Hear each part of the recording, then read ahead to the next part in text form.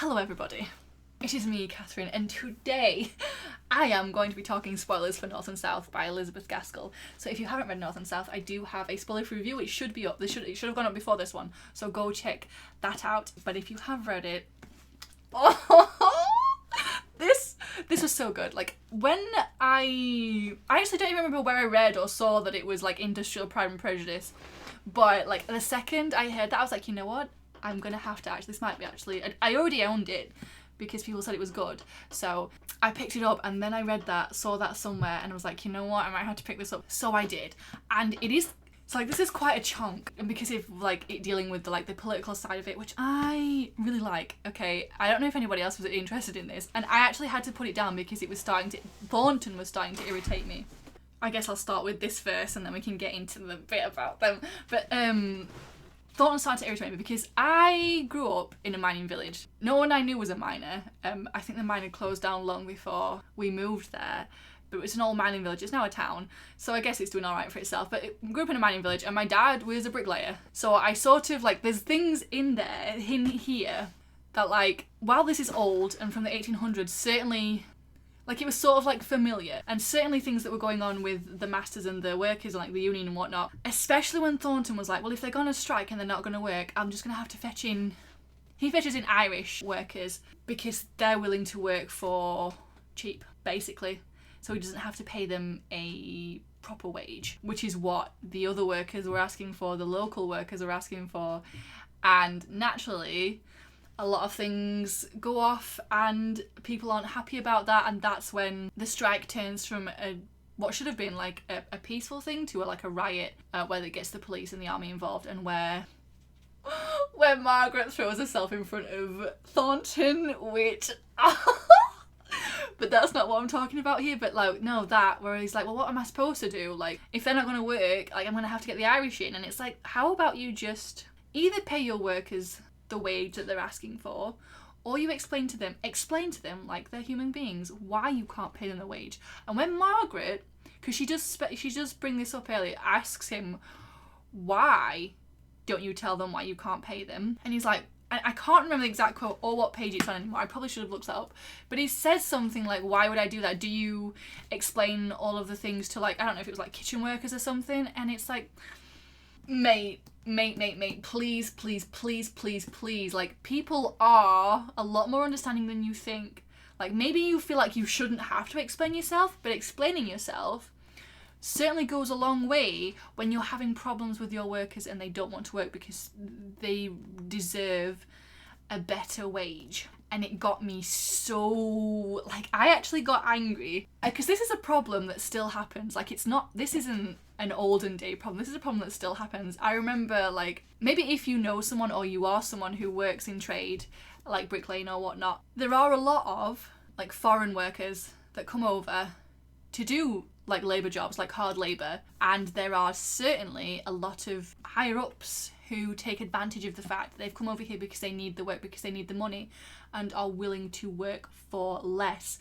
My dad actually got one of his gaffers done because he laid off him and his workmates and hired the foreign workers and hired them because they were willing to work for less. So my dad got them done because that's what, it's not fair on the people you've let go because they deserve to be paid a proper wage, and it's not fair on the people you've hired in their place because you're exploiting them because they're willing to work for less when they also deserve a proper wage. So, like, when Thornton started talking about bringing in the Irish, I'm like, bitch, don't you fucking start this now, okay? I had to put it down because it made me mad.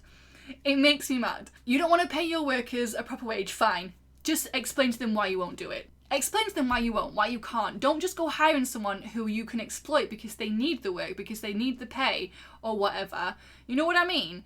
Because it's not fair on anybody, okay? Because then that's gonna create tension between these workers that you've brought in because they'll work for less, and the workers that you originally had who are now annoyed because, hey, I just wanted a proper wage. Why won't you pay me a proper wage? Tell me why you can't pay me a proper wage. But then they bring in the Irish, so now all their things aimed at these Irish people that Thornton's brought in.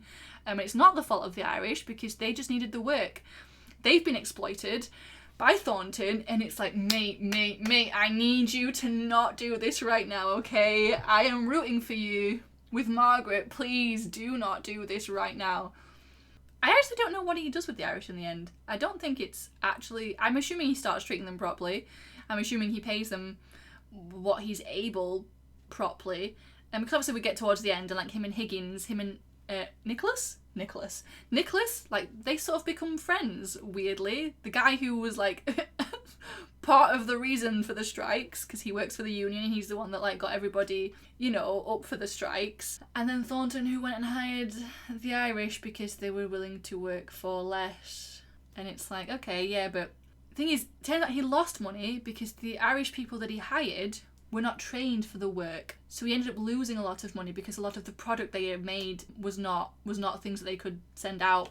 It was not things that they could sell. So it's like, well, what are you going to do now, dickhead? But by that point, he was sort of like...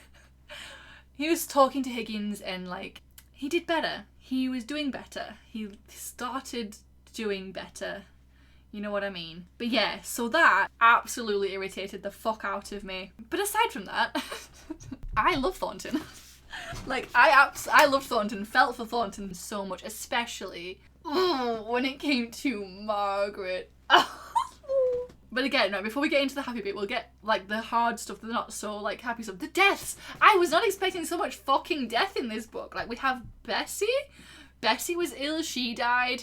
Margaret's mother got ill, she died. Then her dad died. Mr. Bell died. Boucher. The guy that was like part of the one that like turned the strike into more of a riot thing, like one of the things like that, he killed himself. He died. Like, that was horrible. He drowned himself in a little puddle or something in a field and left his wife and like, I don't know if it was 7 kids, but wife and like a few kids. And then she died. And then Mr. Bell, who came in to help Margaret when her mum died, and then helped when her dad died, and then he died. And it was like, why is everybody dying? What the fuck is going on? I did not expect so much death. Margaret, poor Margaret, like, has to just somehow deal with this. Like, at least when her mum was poorly and when her mum died, like, Frederick was there. Although when the mum actually died, Frederick was no help at all because he was bawling his eyes out like a baby, which, you know, his mum died.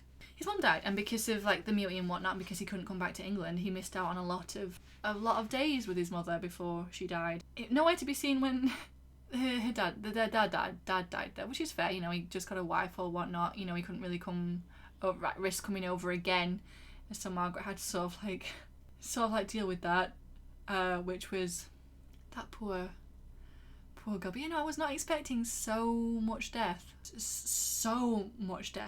And so it felt kind of ridiculous. Like, her mum died, her dad, Mr. Hale, died so suddenly when he went to visit Mr. Bell. That was something. And then Mr. Bell died. It's like, okay, so she's just not allowed parental figures anymore. I see how it is. So her mum and dad died, and then her godfather died. Like, okay, this girl does not deserve parental figures. So she just has her aunt, who is alright, I guess. We don't really see a great deal of her. She seems okay. She's not like anything special or out. But yeah, I'm gonna be honest, I was not expecting all of that death. And like, her mum's death definitely hit me quite hard. Like, it's kind of hard when a parent dies and you're that person that has to feels like they have to hold themselves together. Especially because she had Frederick. She thought Frederick would have been like her rock, her stone for her to hold on to, but then he like breaks down. So her dad was just gone. So like, she's the one that has to sort of like hold herself together, and that's when they get in touch with Mr. Bell to help. And then it's just sort of, it's hard watching your remaining parent like grieve. It's not an easy thing. Like, when my dad died 7 years ago now, being around a parent who is grieving like the loss of their significant other is not easy. And like, Margaret having to take care of her dad, even though she needs taking care of, having to take care of her brother as well, because he was supposed to be, because he's the old one, like he was supposed to be, but he wasn't there either. And it was just sort of like, God, this girl has had to grow up so much sooner. In fact, she even talks about having like missed out on, she feels like she's just like, where was her youth? Like, where is her youth? Because she feels so old now. Like, she's had to grow up so quickly in such a short space of time. That can't have been easy. Could not have been easy for her at all. And I guess she was feeling it quite a bit as well when her dad died, because she felt like she'd already lost Thornton's friendship, because Thornton had already okay, you know what? Thornton had already proposed to her after the thing, and she thought, Margaret had it in her head that she disliked Thornton because of who he was, because of what he'd done, and like, that's fair, but she didn't realise until the whole misunderstanding with her brother, which I was not expecting, but I fucking loved that. Like, he thought he was so jealous when he saw her with Frederick, like, walking at the train station, because obviously he doesn't know Frederick, he doesn't know of Frederick's existence because no one had ever told him that she had a brother. And I think even if he'd known, because of what Frederick had done, because Frederick couldn't come back to England, no one would have expected him to be there. But like, the fact that he thought that she was with a lover after she'd rejected him, like, he was so jealous, and he's trying so hard to keep it together. I just felt so bad for him, because he loved her. He really liked her. Like, again, I should have looked for the quote, looked for the page for it, but like, towards the, like, near the beginning, when like they first come to Milton and they first start getting to know each other, like, he hates, like, he's like, I don't like all the things that are coming out of her mouth, but I like listening to her talk. Like, he enjoyed having those talks with Margaret, like, seeing how she thought and like having those discussions with her. And while he didn't like a lot of the things we were saying, he enjoyed listening to her talk, he enjoyed talking back to her, like talking with her. But Margaret, I guess, being who she was, being maybe not so accustomed to talking to people like she does with Thornton, sort of got it in her head that she disliked him, like that they disliked each other. And then after the whole riot thing and she gets knocked out and he's like, I love her, I love this woman so fucking much, I cannot hold it in anymore, I have to go and see, like, even though he had no hope. That bit was heartbreaking, because his mother was convinced that Margaret was in love with John because of what she did. She did what she did because she cared for him, and obviously she did. Margaret was not aware of this. Like, Margaret was like, I'd have done this for everyone, and maybe she would have, but also it wasn't everybody. It was Thornton, wasn't it? And he had to go and tell her. He could not hold it. He's like, I don't have any hope. Okay, mother, please don't give me hope, because I cannot take it. Like, my heart physically cannot take it. And so he goes to her and tells her, and naturally she rejects him. She probably could have done it a little nicer, but she made it very clear. Okay, she was very clear about what she'd, like, her intentions and things. Like, she made it so there was no way that he could misunderstand what she was talking about, which sometimes you need to do, but Thornton. And then we have that of him, like, walking around and he's, like, trying so hard not to fucking cry in the street because his heart is broken. This big tough northern man, right? So unbelievably soft for Margaret. And I cannot explain how much I love that, how much I loved reading that, how much it hurt me to read that, especially when he goes back home to his mum and, like, telling him that he was unsuccessful because his mother was, like, convinced that Margaret was in love with John and that she was going to lose her son to Margaret, who she doesn't really like, but you know. And then he comes back and he's like, nobody loves me. At the beginning, like, he you know, it's mentioned briefly that, like, no woman has ever really been interested in him, no one really, like, pays him that sort of attention, and he's never really had those sorts of feelings for people before, for other women before, until Margaret.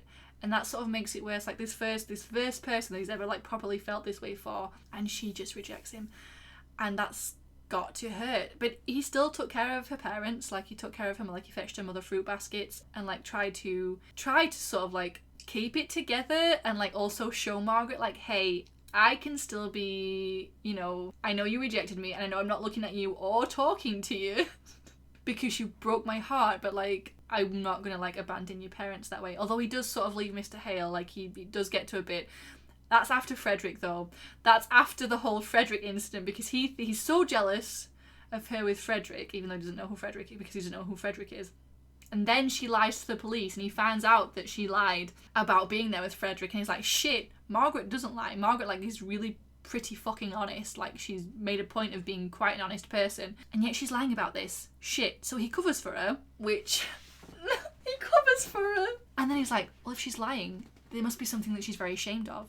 So, like, fuck, what is it? And, like, seeing him, like, him trying to keep it together, but he's jealous. and he snaps and he gets irritable. And it's like, mate, keep it together, okay? Like, you're a grown man. Like, you can hold it together. And he's telling himself the same thing. He's like, mate, you gotta get your fucking shit together. You cannot keep going on like this. And it's certainly something. But no, when he goes to his mum and like his mum's like, oh, I hate her for what she's done to him, and he's just like, why? Nobody loves me. No one loves me but you. And that, no, please, I do, please, no, don't do this. Fucking hell, no. That hurts. When people who don't really experience those sort of feelings and have just sort of like, just accepted that nobody's going to feel that way for them either. And then they sort of like, because you can't help it. You can't help but have like a little bit of hope.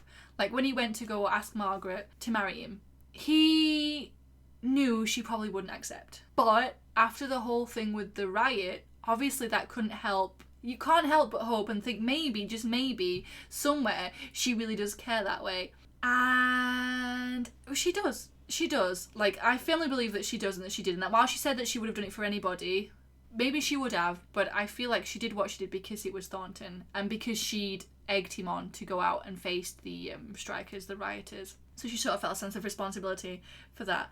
But I feel like, you know, she definitely showed that she does care, and then she sort of like made out that she didn't, and she definitely could have handled it better, but she was very clear, very straightforward, and obviously that broke his fucking heart. Broke his heart. And then, you know what, if she didn't feel the same that time, then that was, you know, what was she to do? She's not going to just say yes. And then obviously Mr. Bell's introduced, and Mr. Bell's like, no, Frederick wasn't here. And then he talks about her possibly being with Lennox, who proposed to her at the beginning, and she's like, she knew it was coming, and she's like, bitch, you better not. And he does.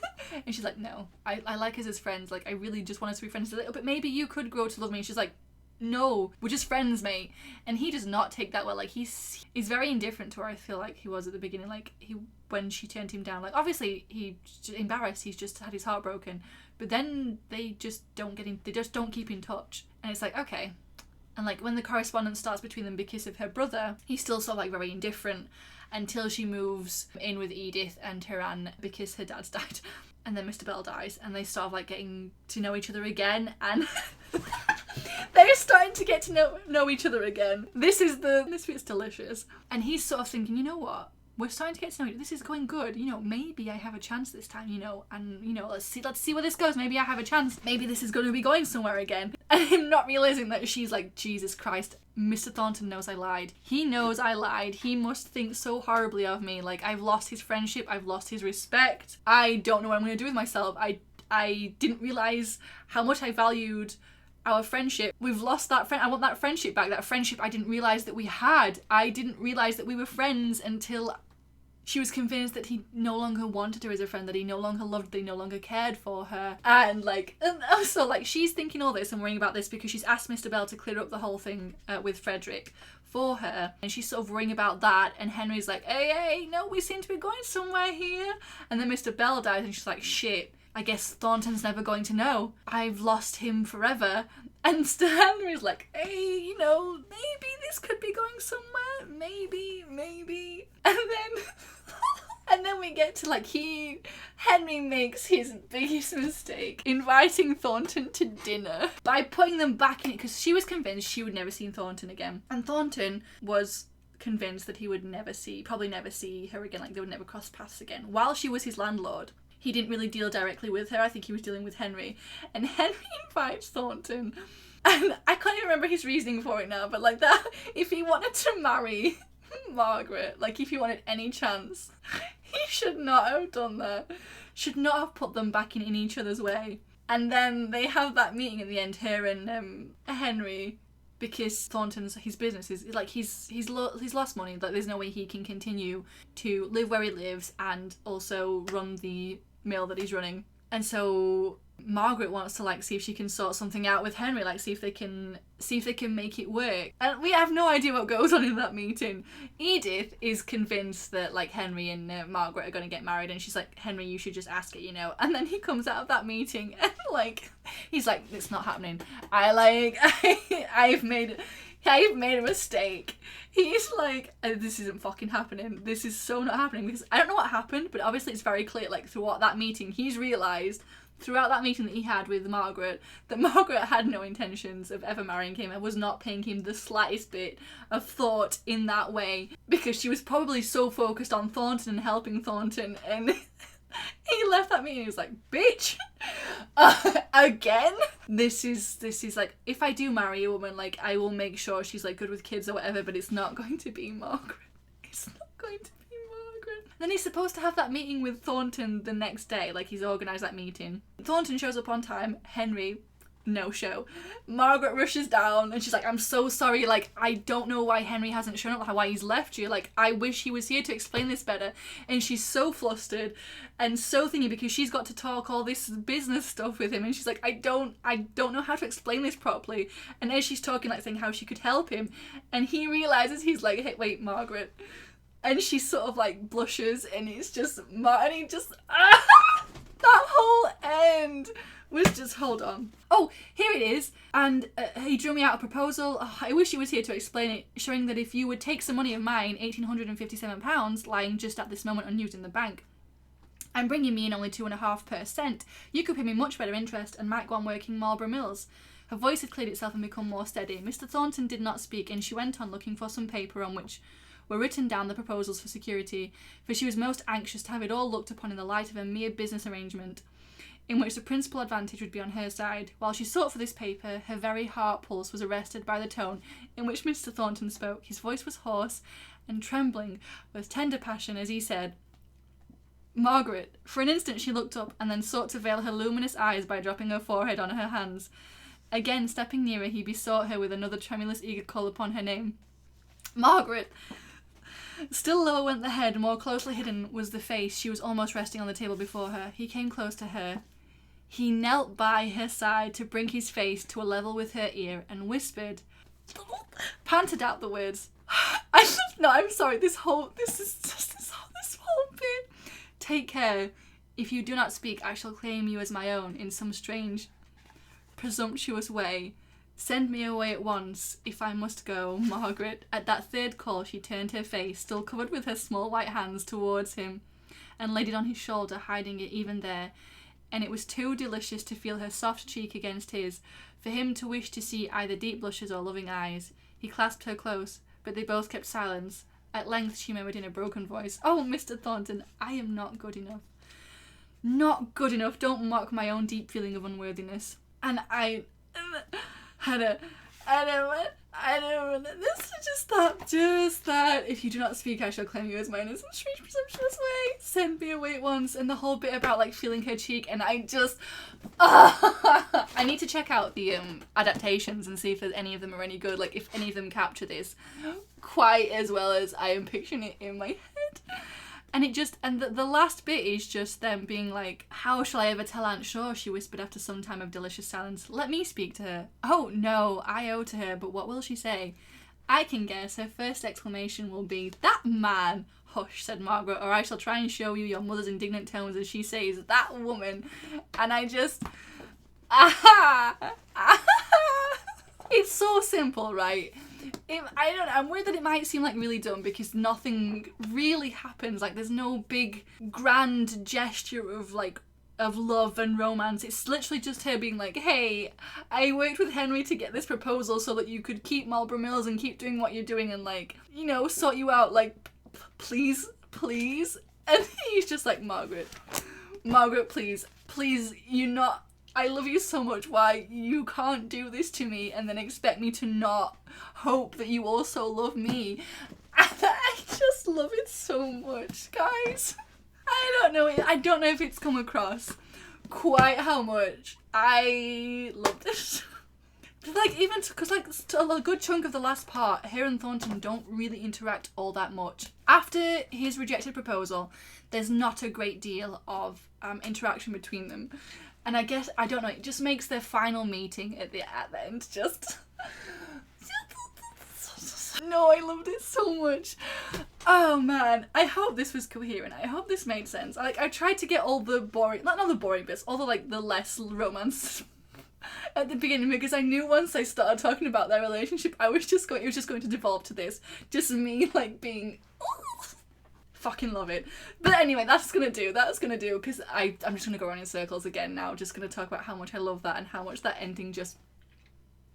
And just the Lennox bit as well was delicious. Actually, you know what? I'm going to find that Lennox bit. Where is it?